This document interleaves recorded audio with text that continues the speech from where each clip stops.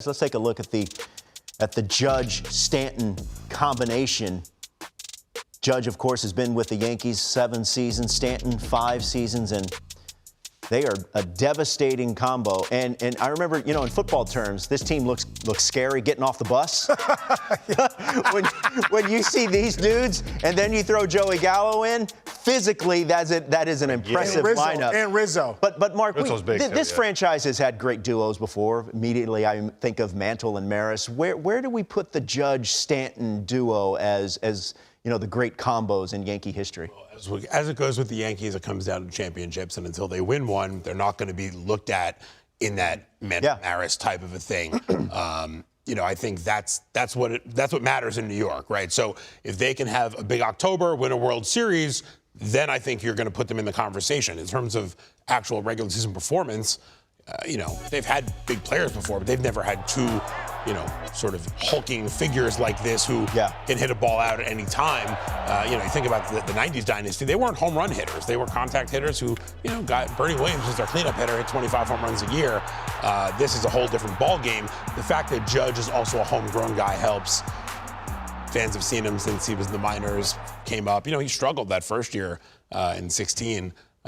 And then came back in 17 and hit 52 home runs. Right. Yeah, the struggles didn't last long. Talk about that, Mark, because I remember when that happened. Case, everyone around baseball was like, I don't think he can stick. He has too much swing and miss. Is he ever going to be a guy that's being able to put the ball in play? I think it was a ridiculous amount of strikeouts, right? Yeah. It's like 90 strikeouts at the end. Remember, Gary Sanchez hit 20 home runs during that same time. Yes. So it was like, well, maybe Sanchez is the guy and Judge is not. How about that? So that story, is that why fans really, they've really taken a liking into Judge? You were talking about him being pretty much like the perfect Yankee, kind of like Jeter as far as the leadership skills are concerned and his makeup. Would you consider him that? Like pinstripes, man, it just fits him perfectly. Yeah, look, he's clearly not wilted under the pressure of New York, which we've seen many, many people do.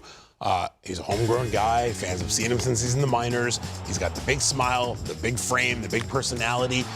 He does endorsements. He's all over the place. He's one of the biggest faces of the game. And when you have one of those types of players playing in New York, that elevates him even more.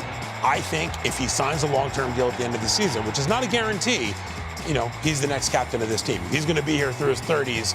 I think he's the guy who takes that mantle and becomes that first captain since Jeter. Case, I don't want Giancarlo Stanton to get lost in the conversation here because, people will bring up the injury history, and I understand, got it. But he is a big-time playoff performer. He's done it on the big stage. No, he really has. And I think for Stanton, it's been about health. When he's healthy, he's performed. When he's healthy, he drives the ball out of the ballpark. And he's a good hitter. And he's not. And also, too, I think for Stanton, sometimes when he gets out there and he's able to play defense, I think he's a better player because it keeps him in the game. Yeah. Sometimes as a hitter, it keeps you locked in on the game more. So, man, for me, and like you said, Roflo, this team's built to win championships. And when you get the postseason time, you're looking for those big bats. Stanton is a guy that can change a game one swing of the bat. He's proven it. It's going to be a big year. He needs to be healthy come postseason time.